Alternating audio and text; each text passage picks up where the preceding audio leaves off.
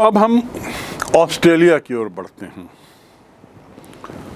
संयुक्त राज्य अमेरिका, उसका विस्तार, भौगोलिक विस्तार, उसका आधुनिकीकरण, ये सब जानने के बाद अब हम विस्थापन को और बेहतर समझने के लिए थोड़ा ऑस्ट्रेलिया की तरफ बढ़ते हैं। ऑस्ट्रेलिया के नक्शे पर एक बार फिर से नज़र डालें। देखेंगे ऑस्ट्रेलिया जो है वो एक और उत्तर पश्चिम में हिंद महासागर से,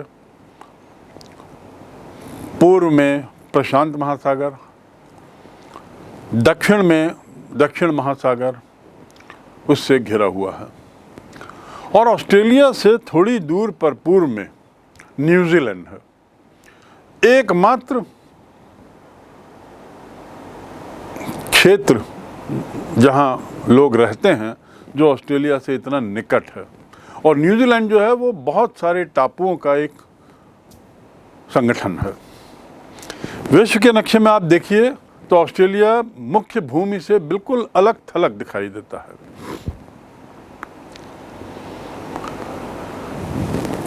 ऑस्ट्रेलिया की खासियत यह है कि यहाँ की जनसंख्या बहुत कम है। और इस नक्शे में भी यदि आप देखते हैं तो मूल रूप से बहुत कम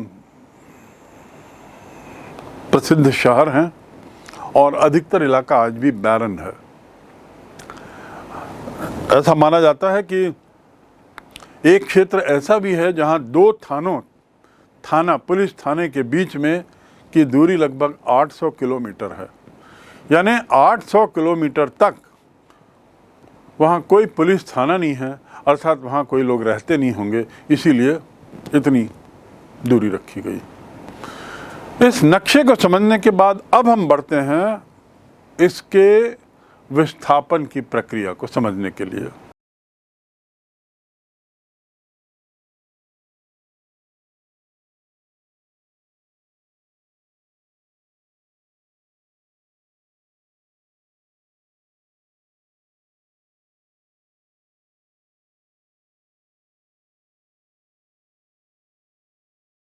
ऑस्ट्रेलिया के नक्शे को समझने के बाद अब हम आते हैं यहाँ के मानव विकास की कहानी को समझने के लिए। ऑस्ट्रेलिया में लोग आए कहाँ से? इतना अलग जो भूस्थल है, मेनलैंड से इतना दूर जो है, आए कहाँ से, क्यों आए, कैसे इनकी जीवन यात्रा अनादिकाल से चल रही है, बहुत से सवाल हैं। समाज वैज्ञानिकों ने, मानव शास्त्रियों ने कुछ इस पे जो जानकारी इकट्ठी की है उसके आधार पे ये कह सकते हैं कि यहाँ के मूल निवासियों का इतिहास बड़ा लंबा है, बहुत लंबा काल। मूल निवासियों को यहाँ के एबॉरिजिन्स कहते हैं। आपको याद होगा मैंने शुरू में ही एबॉरिजिन शब्द का उपयोग किया था और उसका अर्थ बताया था, ये मूल निवासी। अधिकतर इस शब्द का उपयोग ऑस्ट्रेलिया के मूल निवासियों के संबंध में होता है, एबॉरिजिन शब्द का उपयोग। ये ऐसा माना जाता है कि लगभग 40,000 वर्ष पूर्व इनका यहाँ आना शुरू हुआ और हो सकता है इससे पहले भी, संभवतः इससे पहले भी ये लोग यहाँ आने लगे थे।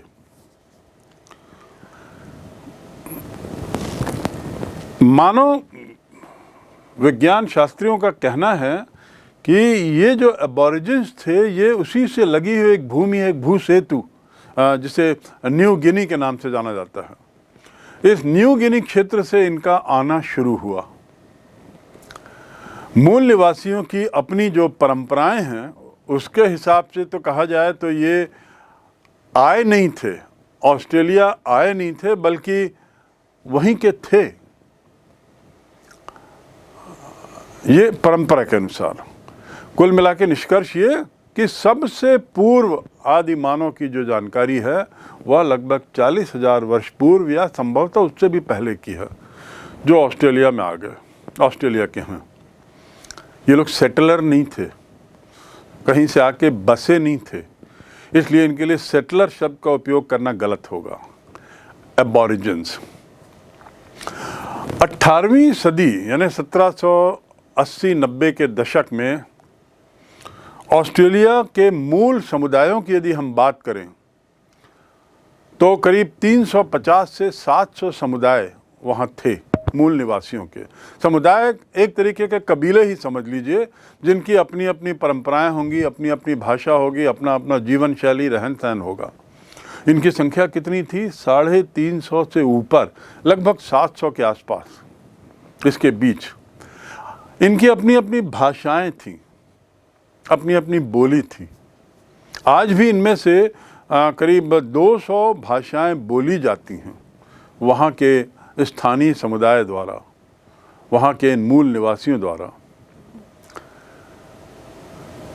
इन्हीं मूल निवासियों में से एक, जिसे हम देसी लोग कह सकते हैं, वहीं के पुराने निवासी कह सकते हैं, इन लोगों का एक बहुत बड़ा समुदाय उत्तरी ऑस्ट्रेलिया में रहता है। बड़ा विशाल समुदाय है ये, और इसे हम टॉरस स्ट्रेट आइलैंडर्स कहते हैं। इन लोगों को क्या कहा जाता है? Taurus straight Islanders. एबोरिजिन जो शब्द है वो इनके लिए इसका उपयोग नहीं होता। ये आइलैंडर्स कुछ अलग ही थे, इनकी प्रवृत्तियां, इनका रहन सहन कुछ अलग ही था, इसलिए ये लोग एबोरिजिन नहीं कहलाते, क्योंकि ऐसा माना जाता है कि ये लोग कहीं से आए थे, और दूसरा ये नस्ल ही अलग है। इनका जो रेस है, नस्ल ही थोड़ी अलग है। तो ये टॉरस स्ट्रेट आइलैंडर्स की संख्या बड़ी विशाल, उत्तर में स्थित, मूल निवासी न मानते हुए इन्हें अबोरिजिन नहीं कहा जाता, और इनकी नस्ल ही कुछ अलग है। कुल मिलाकर ये ऑस्ट्रेलिया की जनसंख्या का 2.4% हिस्सा हैं, 2.4%। मैंने जैसे शुरू में बताया कि ऑस्ट्रेलिया की जनसंख्या जो है वो बड़ी छितराई हुई है, बड़ी फैली हुई है, और ज़्यादातर शहर समुद्र के किनारे ही हैं, जैसे आप इस नक्शे में आपने देखा और देख रहे हैं। सिडनी, मेलबर्न, एडिलेड, कैनबरा जो वहाँ की राजधानी है, वो भी लगभग समुद्री तट पर ही है। और बीच का इलाका, बहुत बड़ा इलाका, विशाल भूमि, लगभग बैरन है। हाँ, कहीं तो ऐसा मैंने पढ़ा है कि करीब 800 किलोमीटर की दूरी तक कोई पुलिस थाना नहीं है, यानी कोई लॉ एंड ऑर्डर की समस्या नहीं है। और इसलिए नहीं है क्योंकि कोई निवासी रहते नहीं वहाँ पे, इतना वो छितरा फैला हुआ वहाँ की जनसंख्या है। जहाँ 1770 में ब्रिटिश लोग पहली बार आए, वही समुद्री इलाके, समुद्री तटीय इलाके शहर के रूप में आज विकसित हैं, क्योंकि बीच का जो इलाका है बड़ी शुष्क मरुभूमि है। किनारा, समुद्री किनारा जहां ब्रिटिश आए 1770 के आसपास, बस वहीं पर विकास हुआ है, वहीं पर शहरीकरण है, वहीं पर सभ्यता है, और सभ्यता का अर्थ वहीं पर ये अप्रवासी लोग आके बसे। बाकी बीच का जो क्षेत्र है ऑस्ट्रेलिया का, वो शुष्क मरुभूमि है। 1770 में यूरोपीय लोग ऑस्ट्रेलिया कैसे पहुंचे?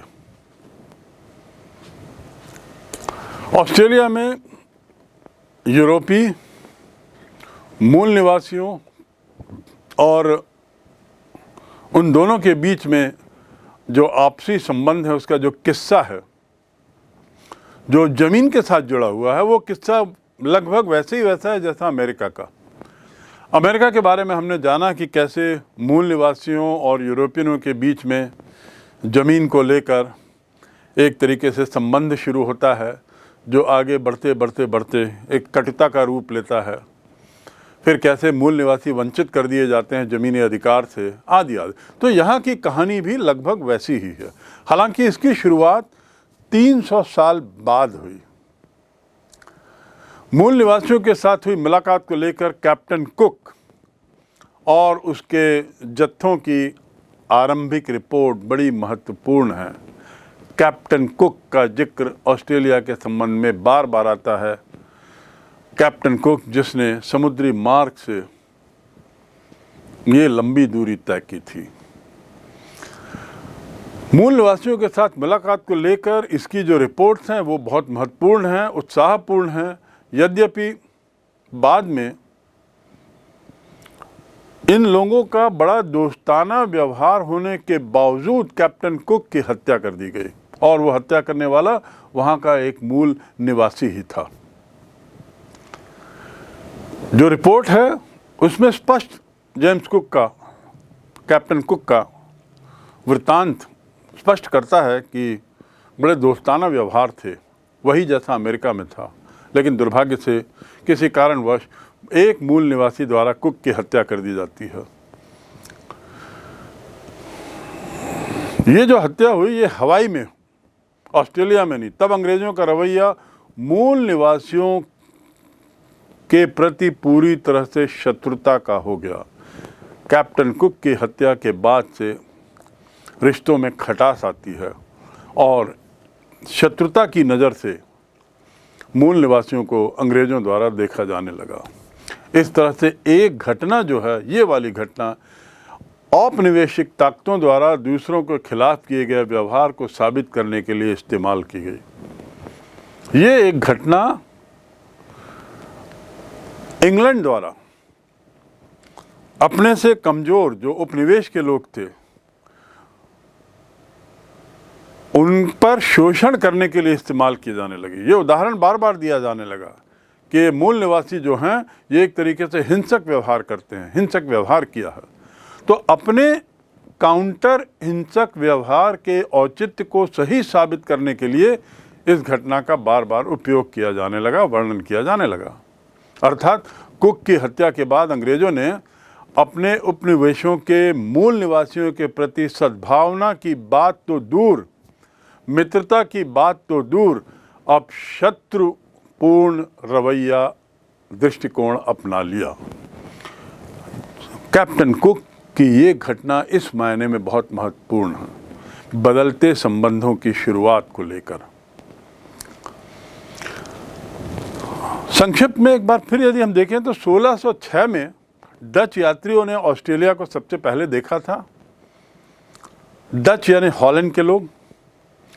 1642 में तस्मान इस टापू पर पहुंचता है और उस टापू का नाम उसके नाम पर तस्मानिया कर दिया जाता है, तस्मानिया।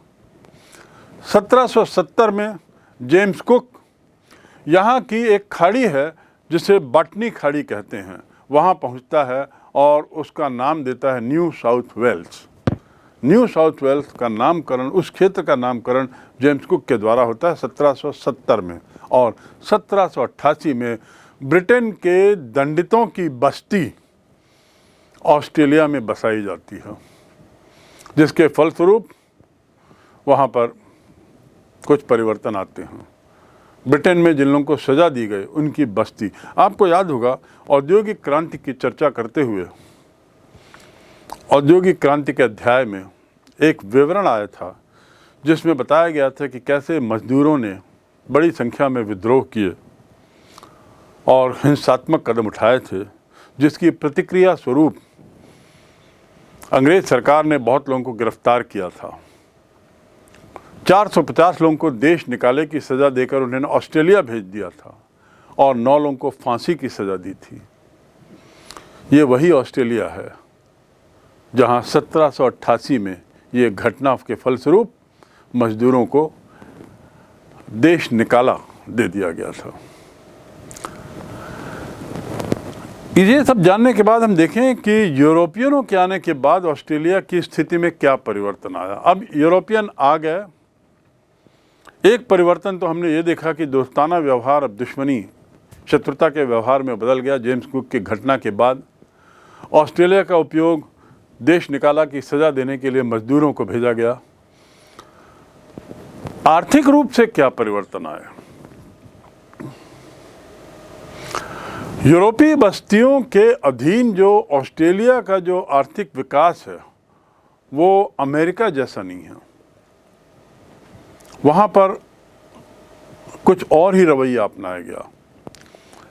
अंगूर के बाग, चावल की खेती, भेड़ों के बड़े बड़े फार्म, भेड़ों से ऊन मिलता है, उनके बड़े बड़े फार्म और सोने की खदानें, ये चीज़ें एक लंबे प्रयास के बाद, सतत प्रयास के बाद बहुत लंबे काल में वहाँ पे विकसित की गई।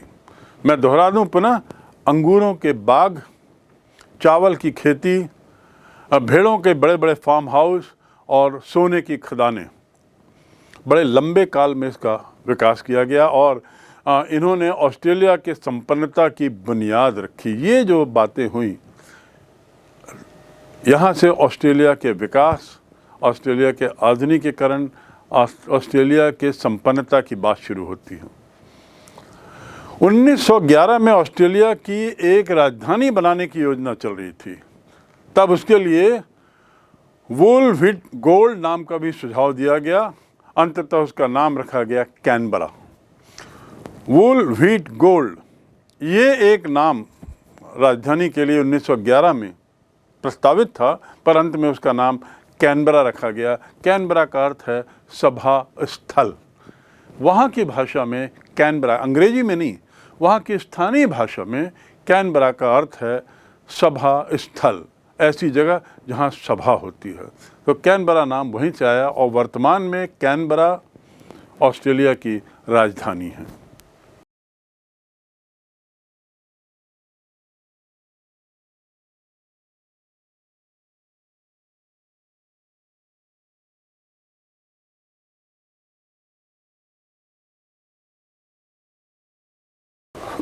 ये जो अंगूरों के बाग थे या भेड़ों के फार्म हाउस थे बड़े बड़े, उसमें काम करने के लिए वहाँ के मूल निवासियों का उपयोग होता था। जैसे अमेरिका में दासों को बुलाया गया था, प्रारंभ में मूल निवासियों को लिया गया, बाद में अफ्रीका के लोगों को अमेरिका में लाया गया और दास के रूप में उनका उपयोग हुआ। ऑस्ट्रेलिया में दास प्रथा के स्थान पर वहीं के मूल निवासियों का उपयोग किया जाने लगा, जिनका बड़ा शोषण भी हुआ। उनके साथ एक तरीके से दास जैसा ही बर्ताव किया गया। कालांतर में जब चीनी लोग वहाँ आए, चीनी अप्रवासी आए, तो उन्होंने सस्ते में काम करना शुरू किया, यानी स्थानीय मजदूरों की तुलना में चीनी मजदूर ज़्यादा अब लिए जाने लगे। लेकिन ऑस्ट्रेलिया में जिस तीव्रता से गैर गोरों की निर्भरता बढ़ रही थी, उनकी जनसंख्या भी बढ़ रही थी। गैर गोरों की निर्भरता का तात्पर्य है कि काम करने के लिए जिस तरीके से यूरोपियन लोग मूल निवासियों पर या अप्रवासी चीनियों पर निर्भर होते जा रहे थे, दूसरी ओर इनकी संख्या भी बहुत बढ़ती चली जा रही थी, यानी मूल निवासियों की या अप्रवासी चीनियों की संख्या बढ़ने लगी।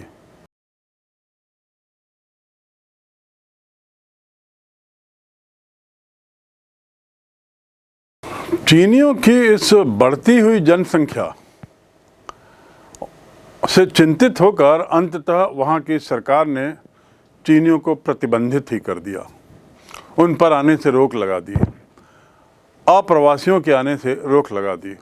और 1974 तक इस बात का भय लोगों के मन में बना था कि दक्षिण एशिया और दक्षिण पूर्व एशिया के जो गहरे रंग वाले लोग हैं वो बड़ी संख्या में ऑस्ट्रेलिया आ सकते हैं, क्योंकि ऑस्ट्रेलिया भी एक तरह की एक नई दुनिया थी, एक अनएक्सप्लोर्ड लैंड था। उम्मीद थी लोगों को कि जैसे अमेरिका में अप्रवासियों ने जाकर वहाँ अपनी नई दुनिया बसाई है,